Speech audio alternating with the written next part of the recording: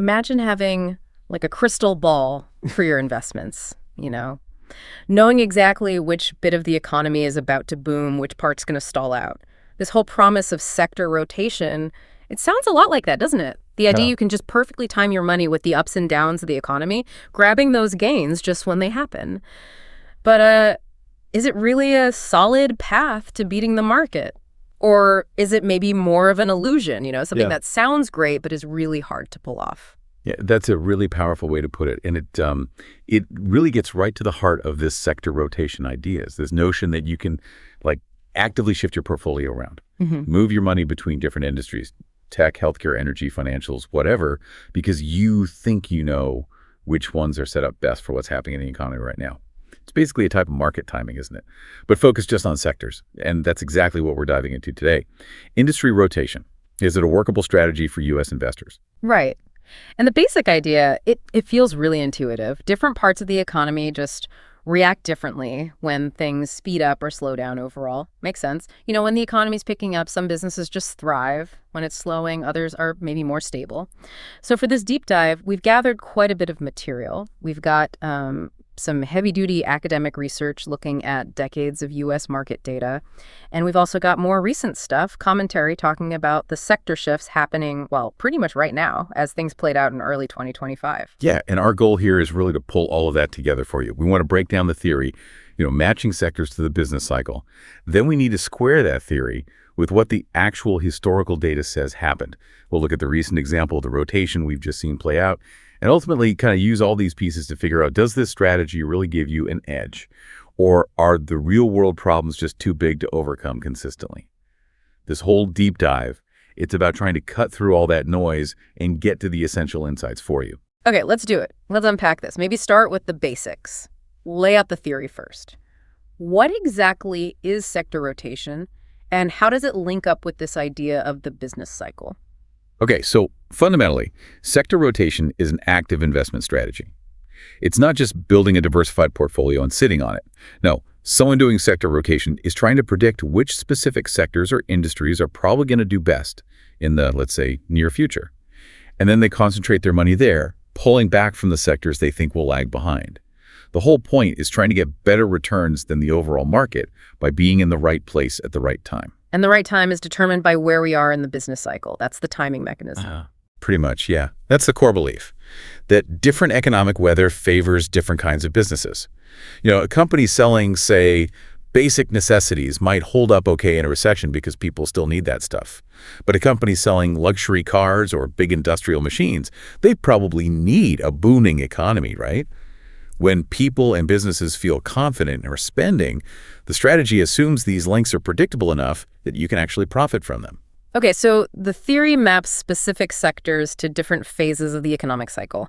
How do people usually define that cycle for this kind of strategy?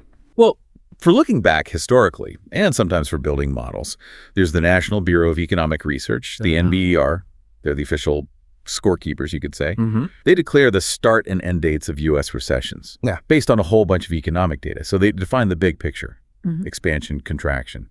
But, and this is really important, the NBER announcements, they often come way after the fact, months later sometimes. So great for historians looking back, but trying to use their official calls to trade stocks in real time, that's super challenging. The market has probably already moved long before they make the call. Right, so NBER dates are backward looking.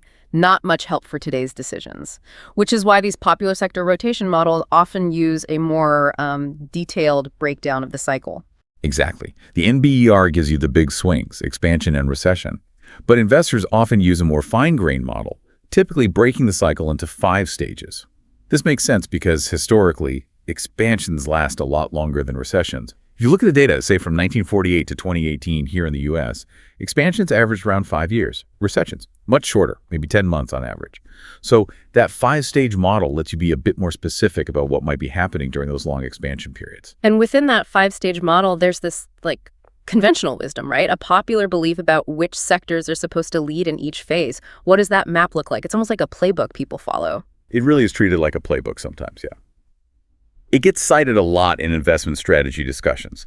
The sources mention classifications, like one often attributed to Sam Stovall, that lay out this popular guide. Let's walk through it. So stage I, Early expansion. This is when the economy is just pulling out of a recession. Growth is picking up. Things are starting to look better. The common thinking is you want the sectors that are most sensitive to this rebound, the ones that got hit hard but bounce back fast. So think things like technology, especially software, electronics, measuring and control stuff. Companies start spending again. Innovation picks up. Transportation is another one. Shipping, autos, more goods moving, people buying cars again, and financial banks, insurance, real estate, trading, lending increases, asset prices recover, more deals happening. The idea is these cyclical sectors lead the charge out of the downturn. Okay, that makes sense. Then as the expansion matures, it's not stalling, but it's established. Does the expected leadership shift then? That's the theory, yeah. Stage 2, middle expansion. The idea is the focus moves to sectors that kind of form the backbone of sustained growth, industries that support ongoing activity. So the popular guide points towards basic materials, chemicals, steel, mining, the stuff needed to make other stuff. Also, capital goods machinery, electrical equipment, aircraft, things like shipbuilding, railroads. Businesses are investing now, building capacity, becoming more efficient. And you also see personal and business services in there, reflecting just continued growth in spending and corporate activity. These are the workhorse industries of a solid expansion. Okay, makes sense. And then stage 3, late expansion. The economy's maybe running hot, potentially peaking, or maybe people are starting to worry about a slowdown coming. What's supposed to lead then? Right, so here the thinking often shifts a bit, maybe towards sectors that are less sensitive to the absolute peak or ones that just benefit from the overall strength that's already built up. You see consumer staples here, food, drinks, tobacco, basic household stuff, things people buy pretty much regardless. While they're seen as defensive, a strong economy certainly doesn't hurt their sales. Healthcare is often pegged for this stage 2. Hospitals, drug companies, medical devices. Demand is pretty steady, plus ongoing innovation. And energy, oil, gas, coal. That often gets mapped here too. Maybe benefiting from high demand during peak economic activity, although obviously very sensitive to commodity prices. So it's kind of a mix, some stability, some sectors that might hold up, even if growth starts to flatten out. Then comes the turn, stage 4, early recession. The economy starts contracting. What does the playbook say now? This is when the conventional wisdom shouts defense. You want sectors providing essential services that people absolutely need, even when money's tight. The classic examples here are utilities, gas, electric, and telecommunications. People need to keep the lights on, heat their homes, use their phones, right? The economy shrinking or not. These sectors are expected to provide some stability, maybe more predictable earnings, during that initial downturn phase. And the final stage, stage V, late recession. The economy's still weak, but maybe there's light at the end of the tunnel. People are starting to think about recovery. Exactly. So in late recession, the popular guide suggests starting to position for the next upswing. This often means looking at sectors that are really cyclical, the ones that got hammered the most during the recession, but could bounce back strongly when things turn around. They might offer good value at this point. So you see consumer cyclical sectors here, apparel, textiles, maybe retail, restaurants, hotels. The thinking is consumer spending will eventually rebound, and financials might pop up again here too. They could benefit from potential interest rate cuts designed to boost the economy, and they're positioning for more activity when growth returns. It's about trying to get in early, anticipating the next expansion. You know, listening to that, it really does paint a very clear, logical picture. It feels right. It seems like it should work, that different industries would naturally do better at different times. It gives you this, roadmap that seems grounded in how the economy actually works. Oh, absolutely. The intuitive appeal is incredibly strong. It provides what seems like a rational framework for trying to time your investments based on the economic ebb and flow. But, and this is the big but, as the sources dig into the data, especially the academic research, we have to move from this appealing theory to the, often much messier reality of whether it actually holds up consistently over time. Okay, which brings us right to the empirical evidence, the reality check. Let's shift from the nice, neat theory to the hard numbers. We have this academic research that specifically tested this popular belief over, 70 years of U.S. market history, from 1948 to 2018. How did they do it? And crucially, what did they find when they put this conventional wisdom under the microscope? Right, this is where theory meets data, and it gets really interesting. The researchers basically analyzed how different industries performed across these different business cycle stages. And they were careful. They used a few ways to define the stages. They used the official NBER recession dates, but also things like the Chicago Fed National Activity Index, the CFNAI. That's a broader index trying to gauge economic activity in real time. This let them test the sector rotation idea, using different timing assumptions. And they looked at returns for a whole bunch of industries, using standard classifications like the Fama-French industry groups. Okay, so first things first. Did the data even show that industry performance varies across the stages? Is that basic premise true? Yes, absolutely. The data clearly shows that. Table 4 in the research confirms it. Most industries show statistically significant differences in their performance depending on the stage of the business cycle. So the fundamental idea that sectors aren't all the same, that their returns are influenced by the economic environment, that part holds up. Performance does vary. Okay, variation exists. Got it. But here's the critical question for someone trying to use this strategy, right? Does that variation mean sectors reliably outperform the market specifically during this stage the popular belief says they should? And this is where the results start to get, well, pretty surprising and challenging for that popular rotation model. Just looking at simple nominal returns, raw returns, not adjusted for risk yet in Table 4, the study found something striking. Only about 60% of the industries actually had higher returns than the overall market during the stage they were expected to outperform based on popular belief. Just think about that. 40% of the time over this huge stretch of history, the favored sectors didn't even beat the market average in their supposed sweet spot. Wow, okay. That's already a pretty big dent in the theory. Yeah. But I remember reading it got even more counterintuitive when they looked at the average performance of the groups of industries expected to do well in certain stages. Absolutely. And this is maybe the most eye-opening finding. The researchers calculated the average monthly return for all the industries lumped together that were supposed to do best in each stage. So take early expansion, stage 1. The industries expected to lead the charge. Their average monthly nominal return over the whole 1948-2018 period was 1.12%. Now compare that to the overall market's average return during those same early expansion periods. That was 1.30% per month. Wait, so the very sectors picked by the popular guide to lead the market out of recession on average actually underperformed the market during that early expansion stage by nearly 0.2% per month. Exactly. That's what the data showed, a significant finding. And it wasn't just early expansion. Look at middle expansion, stage 2. The industry's supposed to shine then. Their average monthly return was 0.93%. The market's average in middle expansion, 1.06%. So again, they underperformed on average by 0.13% per month. Over this incredibly long period, the conventional wisdom for picking winners in the two main expansion stages actually pointed to sectors that, on average, lagged the market during those exact times. Wow, that just flies directly in the face of the core idea of the popular guide, doesn't it? Especially for the longest parts of the cycle, the expansions. It suggests that just buying the right sectors for the expansion stage, on average, actually put you behind the overall market back then. That is precisely what this historical analysis suggests for those expansion stages. And another point, highlighted in Table 4, is that individual industries generally have higher volatility, bigger price swings than the broad market index. So chasing these sector returns often means taking on more risk than just owning the market. Okay, so nominal returns were often underwhelming, especially during expansions. But maybe risk explains it. What about risk-adjusted performance, using things like alpha? Does accounting for the risks these sectors carry reveal any consistent extra return, any alpha during their expected good times? Right, this is the real so what for investors. Table 5 in the research tackles exactly this.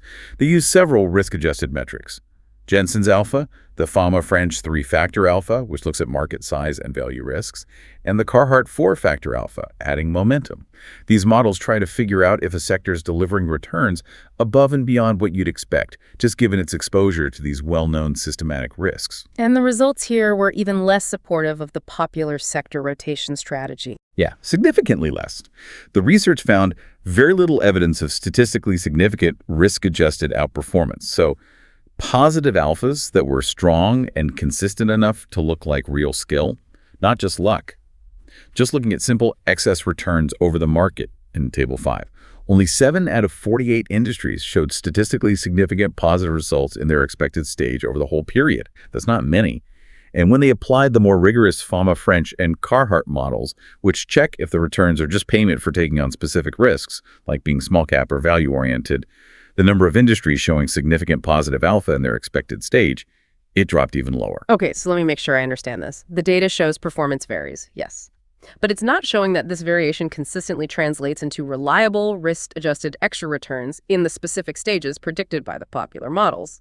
It sounds like whatever extra return you might have gotten was probably just compensation for the inherent risks of those sectors, not some bonus from cleverly timing the business cycle using the playbook. That's exactly the key takeaway from the risk-adjusted part. It suggests the performance wasn't really alpha skill from timing. It looked more like beta, just reflecting the sector's sensitivity to the broad market or other known risk factors like size or value, which just happened to show up more in certain economic conditions. Interestingly, the few significant positive alphas they did find were often concentrated in the recession stages, early and late recession averages in Table 5. Which might suggest maybe there's some potential benefit in defensive positioning or trying to anticipate the rebound, but it definitely doesn't validate the whole 5-stage popular model across the entire cycle. So, given that individual industries struggled to show consistent alpha in their right stages, what happened when they simulated an actual strategy, a hypothetical portfolio that just blindly followed the popular belief, rotating sectors based on the stage? How did that perform over the whole 1948-2018 period compared to, say, just buying and holding the market? Yeah, the study did exactly that simulation. They assumed perfect knowledge, knowing instantly which stage the economy was in, and switched the portfolio into the sectors mapped to that stage by the popular guide. This is in Table 6, Panel A. The result. This perfect timing sector rotation strategy had a mean monthly return of 1.00%. Its standard deviation, or volatility, was 5.02%.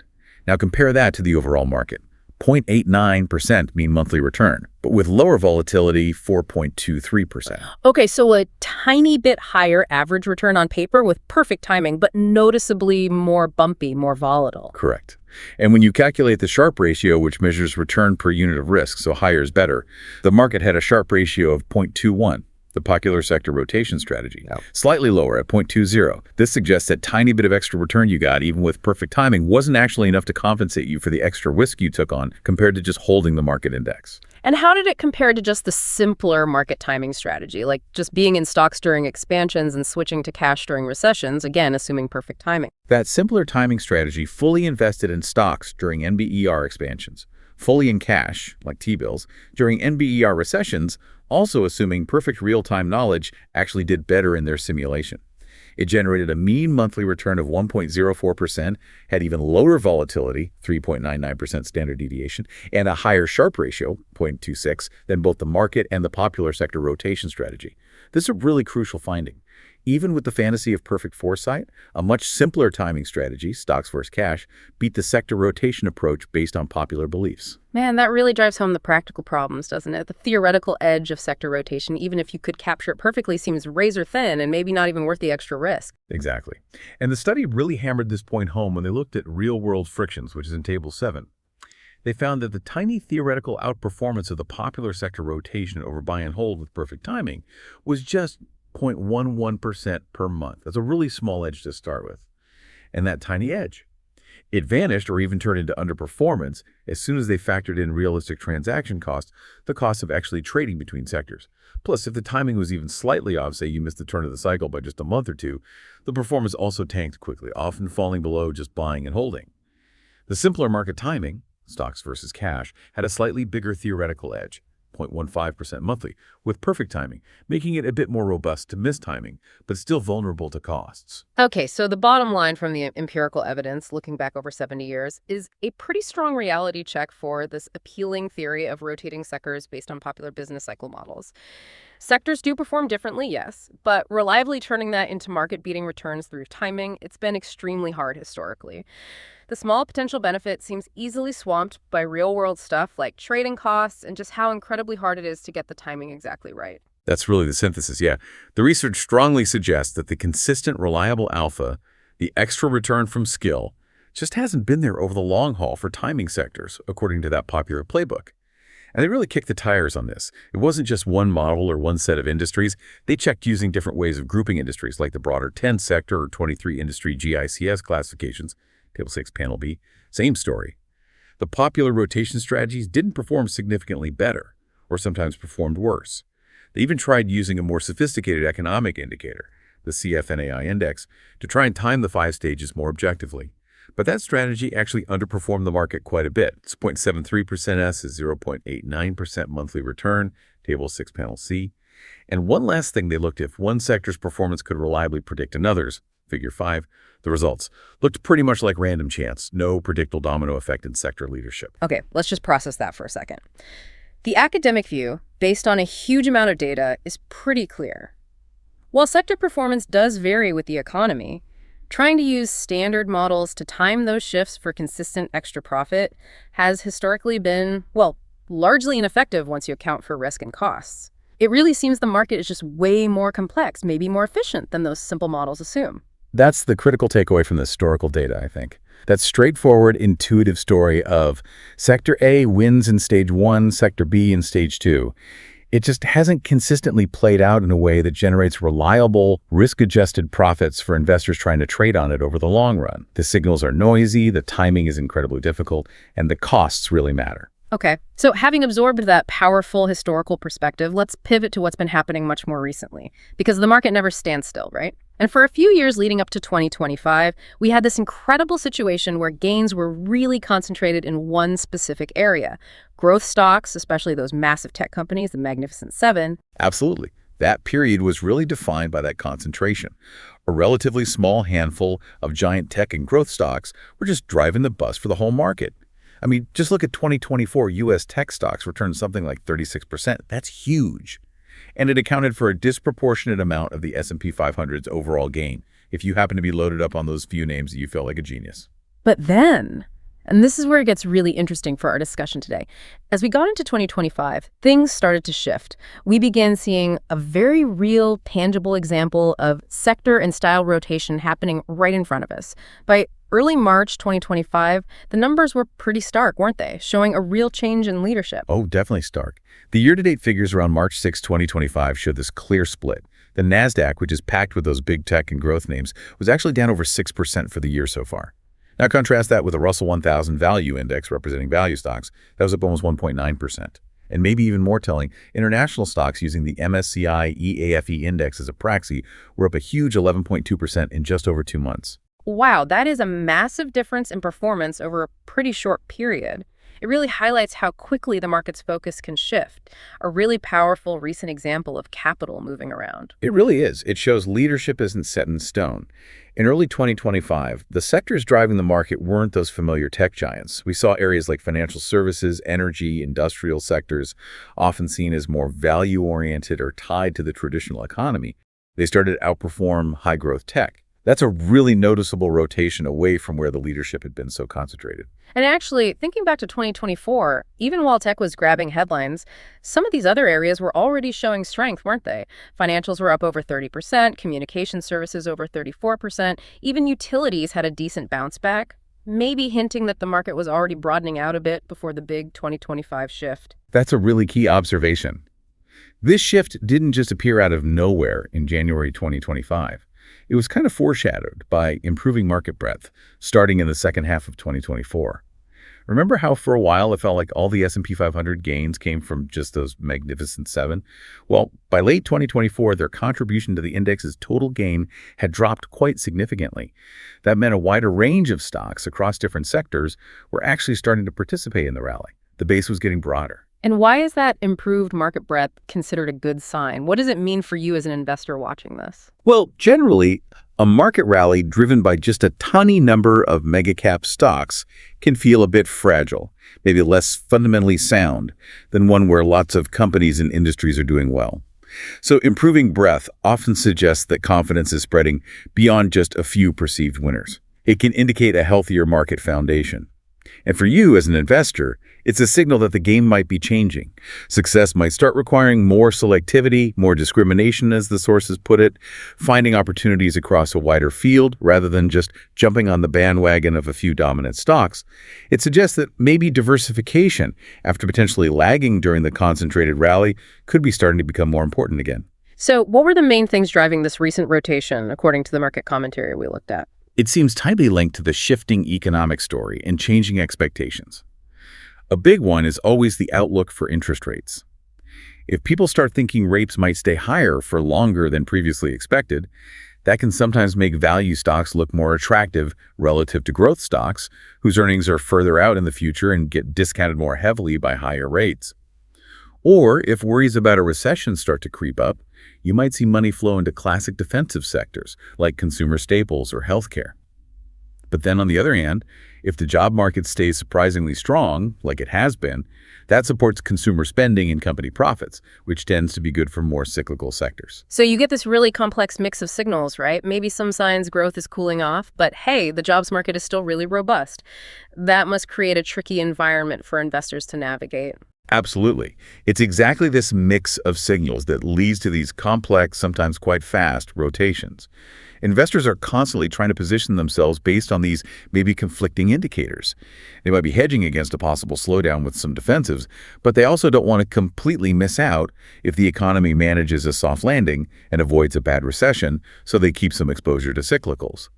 Every new piece of data on inflation, jobs, GDP, it keeps triggering these adjustments and shifts as the market reevaluates the odds. And how did the sources describe the general mood among investors during this period of rotation and changing leadership? He was characterized as cautious, but definitely not bearish. Maybe optimistic, but in a more balanced way. After the huge run-up, especially in large-cap growth, there's a sense that maybe some parts of the market are looking a bit stretched, valuation-wise. So that leads to some prudence, maybe taking some profits, looking for better value elsewhere, which fuels the rotation we're talking about. But there's still this underlying belief, it seems, that the overall bull market might have legs, just maybe with different sectors or styles leading the pack going forward. So portfolio managers aren't necessarily running for the hills, but they are actively moving money around, looking for better spots. Yeah, that's the picture painted by the commentary. They're rotating their exposures, trying to find the best relative value, given the current economic picture. And many strategists were quoted saying they expect this rotation theme to continue through 2025. They see potential for value stocks, maybe some previously unloved sectors, to play a bigger role, especially if growth does moderate or bond yields stay relatively high.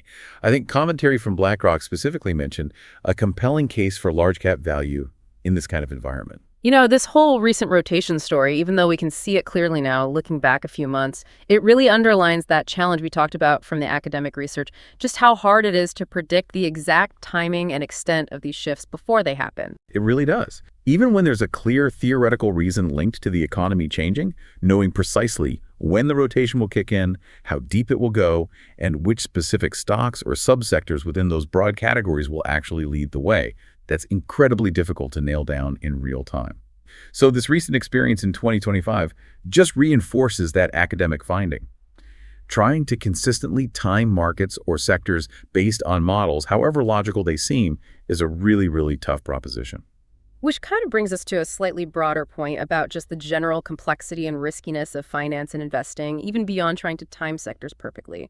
The sources we looked at touched on other challenges investors and companies face, and while they aren't all directly about sector rotation, they do paint a picture of a pretty complicated world out there. That's a really important perspective to keep. The difficulty we saw in reliably timing sectors based on the business cycle, that difficulty exists within this much larger, very complex financial ecosystem. For instance, the sources briefly mention strategies aiming for absolute returns. These often use complex tools derivatives, leverage trying to make money whether the market goes up or down, but they come with a whole host of their own risks, right? Things like lack of transparency, potentially high fees, worrying about your counterparty, and just being totally reliant on the skill of the manager running the strategy. These are way more complex than just rotating sectors, but they also highlight how hard it is to generate consistent returns outside of just riding the market. Yeah, or think about the risks just within regular corporate finance, like companies buying other companies or investing in startups through corporate venture capital. The sources hinted at challenges there too. Getting M&A right is notoriously difficult. How do you accurately value the company you're buying? How do you mesh two totally different company cultures and IT systems, especially if you're paying with stock? And will those promised synergies ever actually show up? Huge risks involved. And corporate venture capital investing in new tech faces its own hurdles, like really uncertain or long-term payoffs and maybe conflicting goals with the main company's business. Exactly. And even things that seem further afield, like managing inventory with bill and hold sales or making sure your A/B tests for a new website feature are actually statistically valid, or protecting intellectual property in 3D printing. All these examples just point to the same underlying truth. Accurately figuring out value, managing expectations, controlling processes, predicting outcomes, whether in business operations or financial markets, is rarely simple or certain. There's always complexity, risk, and uncertainty involved. Right. We don't need to dive deep into the weeds of, 3D printing law or A/B test statistics here. But the point is, the whole financial and business world is just layered with these complexities and risks, from the macroeconomy right down to how a single company operates. Precisely. And when we bring it back to sector rotation, the empirical data we discussed show that even this strategy, which seems logical and tries to simplify one aspect of timing based on the business cycle, faces huge practical hurdles. Historically, those hurdles have made it really tough to use it as a reliable way to beat the market. Trying to time those shifts just adds another layer of difficulty and potential for error onto an already complex and risky backdrop. It really underscores that successful investing often seems less about making perfect short-term predictions and maybe more about building an approach that's resilient and can handle all this complexity and uncertainty over time. Okay, so let's try to pull all these threads together. We've got the appealing theory of sector rotation, but the tough empirical evidence challenging it over decades. We have the difficulty shown by that data. We have this very clear, real-world example of rotation happening right now in 2025. And we have this broader context of financial complexity and risk. What's the big overarching takeaway here? What's the critical lesson for investors listening to this? I think the key takeaway, the thing that's just powerfully reinforced by both the long-term history and the very recent market action, is the absolutely critical, enduring importance of diversification. And that recent 2025 rotation from super concentrated growth stocks to value and international, it serves as almost a perfect living example of why that principle matters so much, doesn't it? It couldn't be clearer, really. For several years, if you were heavily tilted towards those few magnificent 7 stocks and U.S. large-cap growth, you were massively rewarded. It would have been easier to start believing that was the only game in town. But the speed and the size of the shift we saw in early 2025 just hammers home the risk baked into that kind of concentration. Market leadership doesn't last forever. It can change, and as we just saw, it can change really quickly and quite dramatically. If you were too concentrated, you could have been left quite exposed. So diversification isn't just some abstract textbook concept. It's a practical tool for dealing with this constant change, and the fact that timing these shifts is so darn hard. Exactly. Diversification. And we mean spreading your money not just across different companies, but really importantly, across different sectors, different styles like growth and value, and different parts of the world like the U.S. and international markets. It's not a magic wand. It won't guarantee you never lose money, and yeah, it probably means you won't capture 100% of the upside if one tiny market segment just goes absolutely parabolic. But what it does give you is resilience. It's a strategy designed to help you weather these inevitable rotations in leadership. It reduces how much you depend on any single part of the market doing well at any one time. And crucially, it keeps you in the game, positioned to potentially benefit from opportunities wherever they pop up around the world, instead of needing to perfectly guess which narrow area is going to be the next big winner. And the sources really underlined this point, didn't they? Saying that investors who were more diversified likely found it much easier to weather the shift much more comfortably than those who were all in on the previous leaders. Yes, they did. And they reinforce that broader idea that diversification across different types of assets and geographies is widely seen as the most reliable path to long-term financial success. Look, the historical data shows how incredibly difficult sector timing is. The recent market action shows how fast leadership can flip. Combine those insights with the fact that the financial world is just fundamentally complex and unpredictable. And diversification really emerges not just as like one option among many, but as a core foundational principle for building a portfolio that can actually withstand the market's twists and turns over the long haul. Change is the only guarantee in markets, right? Diversification helps turn that constant change from being just a threat, oh no, I'm caught in the wrong sector, into something you can potentially navigate and even benefit from as different parts of the global market have their moment in the sun over time. Okay, so let's try to sum up our deep dive today. We started with the appealing theory of sector rotation, linking investments to the stages of the business cycle. But then we confronted that with the empirical evidence, spanning decades of U.S. market history, which really highlighted the significant challenges in actually making that strategy work consistently based on the popular models. The data suggests that generating reliable, risk-adjusted outperformance by timing sectors has been incredibly difficult. often leading to results no better and sometimes worse than simpler approaches like buy and hold, especially once you factor in real-world things like costs and the near impossibility of perfect timing. Then we shifted to the very recent market action in early 2025. This gave us a clear, current example of a major rotation actually happening, a move away from concentrated U.S. large-cap growth towards value stocks in international markets. And this recent shift seems driven by changing economic expectations and is contributing to maybe a healthier, broader market participation. So hopefully this deep dive has given you, our listener, a more informed, maybe more nuanced view on sector rotation. You can appreciate the logic behind the theory, but also really understand the practical difficulties that both the long-term research and the recent market behavior have highlighted. It's about getting beyond the simple story to the empirically grounded reality. And maybe the most important takeaway is that while trying to predict these short-term market shifts is notoriously hard, the principle of broad diversification remains a really powerful and, historically, much more reliable tool for navigating all this market complexity and working towards your long-term financial goals. So here's a final thought, something provocative for you to mull over as you think about all this. If even trying to perfectly time sectors based on well-defined economic stages, using popular models that have been around for ages, struggles so much to consistently add value over decades once you account for risks and costs, what does that really tell us about the power, maybe even the necessity, of just embracing all that market complexity and constant change through broad, resilient diversification instead? Definitely something worth thinking about as you look at your own investment approach. Indeed it is. Until the next deep dive into the sources you've shared. Keep learning and stay curious.